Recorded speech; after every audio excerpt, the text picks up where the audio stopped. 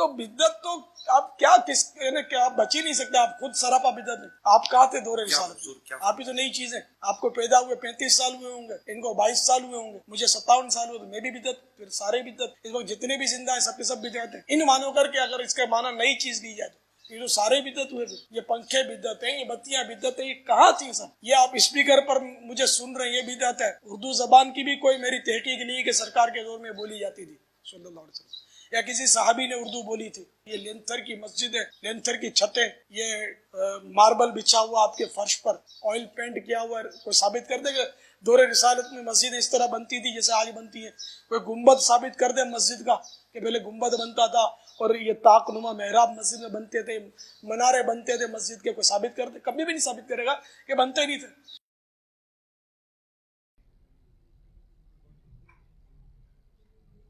السلام علیکم ورحمۃ اللہ. لا حول ولا قوة الا باللہ. حسبنا اللہ ونعم الوکیل. یا حی یا قیوم برحمتک استغیث. اللہم صلی علی محمد وعلی آل محمد. علی بھائی بریلوی حضرات بدعت کرتے ہیں لیکن جب کچھ کہتے ہیں تو بدعت حسنہ کہتے ہیں. اس میں میری ویڈیو ریکارڈ ہے کہ بدعت حسنہ ویسے اب کہنا چھوڑ گئے ہیں. ان کے پاس معنی پتا کیا تھا کہ یار کام تو نیکی کا کر رہے ہیں نا، آپ کو کیا مسئلہ ہے؟ ہم کہتے تھے نا یار یہ قبر پہ اذان کیوں دیتے ہو؟ کہتے ہیں یہ اذان دینا گناہ کا کام ہے. تسی کہنا ہاں یار ان کے جواب دے گی انہوں نے. جواب ہم دیتے ہیں آپ کو. ان کو کہیں یہ آپ جنازے کی اور عید کی اذان کیوں نہیں دیتے؟ وہ کہتے ہیں نہیں نبی علیہ السلام نے نہیں دی. تو کیا یہ گناہ کا کام تھا جو اللہ کے نبی نے نہیں کیا؟ کہیں گے نہیں، بس آپ نے تعلیم نہیں فرمایا. تو یہ قبر پہ اذان کہاں تعلیم فرمائی ہے؟ پھر وہ کہیں گے ہیں او کرن گے ہیں ان کو دیو نا اذان.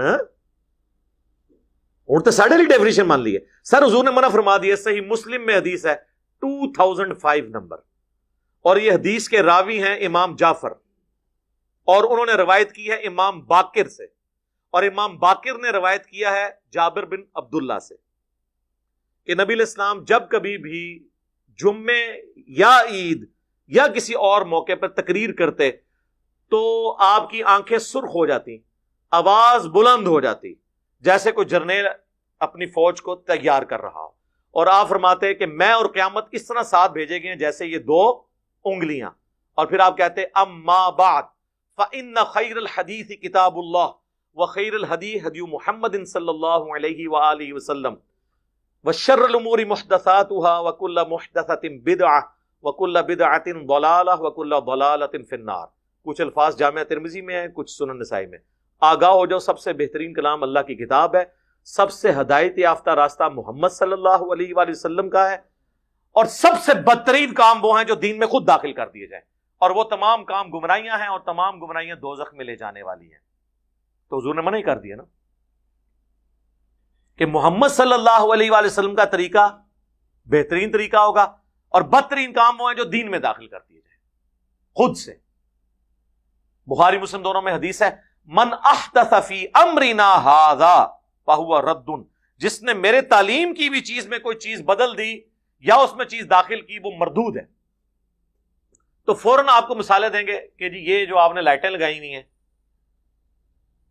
ان لائٹوں کا دین سے کیا تعلق ہے میرے بھائی؟ ہوائی جہاز میں حج کرنے کا دین سے کیا تعلق ہے؟ یہ دین کو سپورٹیو کام ہے، ڈائریکٹ دین نہیں ہے. ڈائریکٹ دین اس وقت ہوں گے جب آپ کہیں گے جو ہوائی جہاز پہ جائے گا اس کا حج ہوگا، جو نہیں جائے گا اس کا نہیں ہوگا. آپ بے شک گدھے پہ جائیں، آپ بے شک پیدل جائیں، یہ دین کو سپورٹیو چیز ہے. کیمرے میں ریکارڈنگ دین کو سپورٹیو چیز ہے.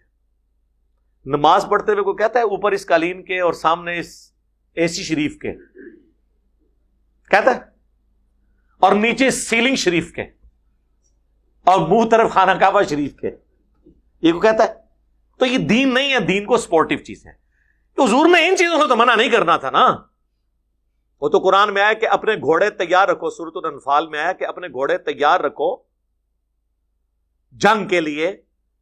تو آج کے دور میں جب آپ یہ بات کریں گے تو اس سے مراد یہ ہوگا کہ آپ نے لیٹسٹ اسلحہ تیار رکھنا ہے، یہ تو نہیں گھوڑے تیار رکھنے ہیں، وہ تو جنرل بات ہوتی. تو یہ تمام چیزیں ہیں دین کو سپورٹنگ. اس کے بارے میں الگ حدیث ہے، وہ صحیح مسلم میں ہے کہ جس نے اسلام میں اچھا طریقہ جاری کیا، جتنے لوگ اس پہ عمل کریں گے اس کا ثواب اسے ملے گا، اور جو عمل کر رہے ہوں گے ان کے عمل میں بھی کمی نہیں ہوگی، اور جو اسلام میں برا طریقہ جاری کرے گا اس کا وبال اس پہ ہوگا. اور انہوں نے وہ الفاظ ہیں سنتن حسنتن، بدعت حسنہ نہیں ہے، سنت حسنہ ہے.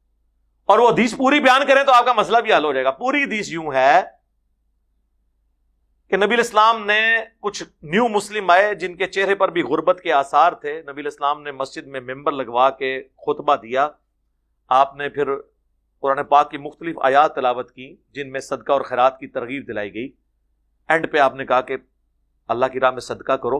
ایک انصاری اپنے گھر گئے اور وہ اپنے گھر سے کافی سارا سامان ایک تھیلے میں اکٹھا کر کے، اور صحابہ کرام کہتے ہیں کہ وہ بڑی مشکل سے اس کو اٹھا کے لایا، گھسٹتا ہوا لا کے مسجد کے صحن میں رکھا. تو حضور علیہ السلام کا چہرہ مبارک اس طرح چمک اٹھا جس طرح کے سورج اور سونا، کیونکہ اس کی وجہ سے باقیوں کو بھی جیب ڈھیلی کرنے کی ترغیب ملی. پھر ایک اٹھا، دوسرا اٹھا، لا کے مسجد میں ڈھیر لگ گیا. حضور خوش ہو گئے. تو آپ نے فرمایا جس نے اسلام میں اچھا طریقہ جاری کیا، یعنی اچھا طریقہ کس نے؟ اس انصاری صحابی نے جو بارش کا پہلا قطرہ بنا.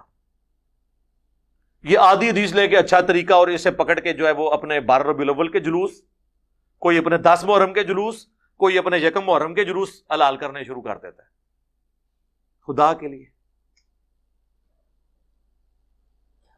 یہ طریقے کی بات. پھر کوئی جو ہے وہ حضرت عثمان کی مثال دیں گے. جی صحیح بخاری میں حضرت عثمان نے جمعے کی دوسری اذان شروع کروائی. سر کدھر نہیں لکھا، بخاری شریف کھول کے پڑھو. وہ دوسری اذان ان ایڈیشن ٹو 1 نہیں تھی، وہ 1 کے پیرلل 1 تھی، جیسے مکبرین ہوتے ہیں. وہ الفاظ ہیں بخاری میں کہ حضرت عثمان غنی رضی اللہ تعالیٰ عنہ نے مدینے کے بازار میں ایک اذان شروع کروائی، کیونکہ بازار تک آواز نہیں جاتی تھی. مسجد میں 2 اذانیں نہیں حضرت عثمان نے شروع کروائیں، جس طرح ہمارے بریلوی اور دیوبندی کرتے ہیں اور مثال دیتے ہیں حضرت عثمان کی. حضرت عثمان نے مسجد نبی میں 2 اذانیں نہیں دی، ایک ہی اذان دی، جس طرح اہل حدیث دیتے ہیں. یار بخاری شریف آپ خود تو پڑھ کے دیکھیں. میرے ابا جی جب وہ نئے نئے اس طرف آ رہے تھے نا، ظاہر ہے وہ تو کٹر بریلوی رہے، کوئی میلاد کی محفل نہیں ہوتی تھی جس میں وہ معنی خصوصی نہ ہو. تو ایک دفعہ جمعے کی دوسری اذان کی بات ہوئی، میں نے بریلویوں کی بخاری اٹھا کے ان کے سامنے رکھی. میں نے کہا یہ ذرا پڑھے نا، حضرت عثمان نے یہ جو دوسری اذان ہے یہ تو شروع کروائی تھی بازار میں، جس کا ایکویلنٹ آج کے دور میں سپیکر ہے کہ بازار تک آواز جا رہی ہے.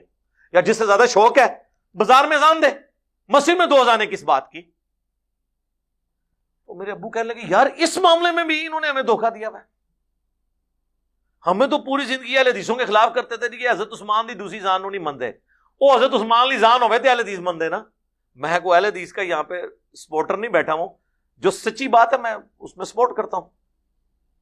سعودیہ میں ہوتی ہیں، سعودیہ میں چھوڑ کے کعبے کے اندر بھی ہو رہی ہوں، کیا فرق پڑتا ہے؟ کعبے میں ان کو 2 جمعے کی اذانیں نظر آ رہی ہیں، تو کعبے کے اندر جو 5 وقت اکیری اقامت ہوتی ہے وہ نہیں نظر آتی، اونچی آمین نہیں نظر آتی، رفع الیدین نہیں نظر آتا. 2 چیزیں ہی نظر آتی ہیں، ایک 20 تراویح، اور وہ بھی صرف مکہ مدینے کی 2 مسجدوں میں.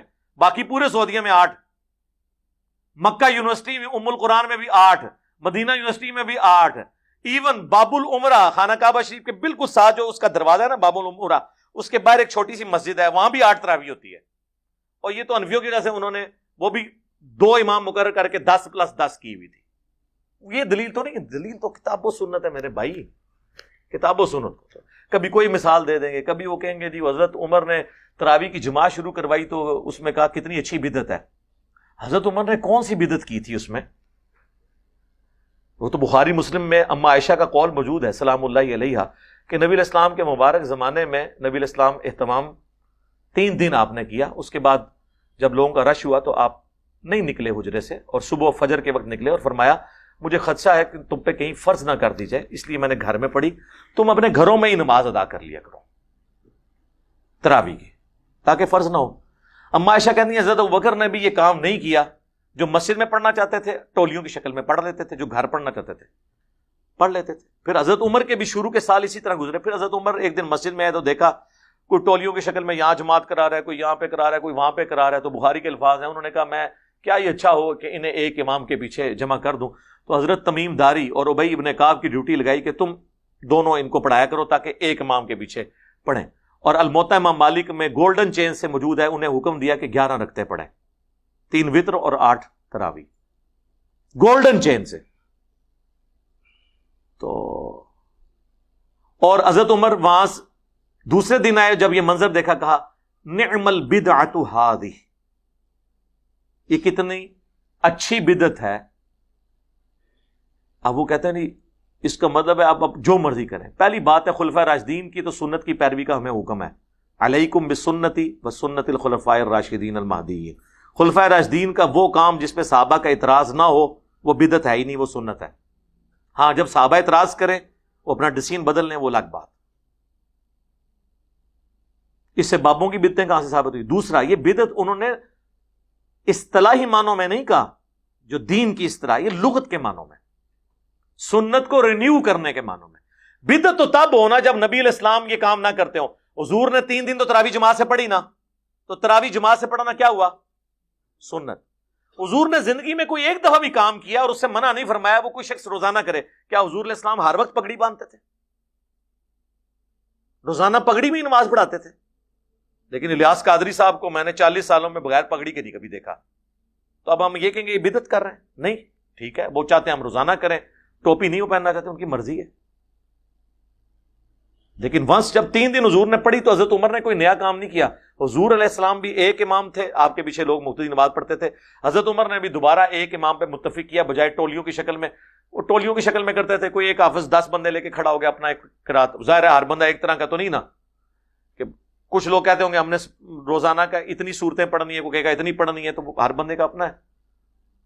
اس طریقے سے اس سے وہ بدعت ثابت کر رہے ہوتے ہیں.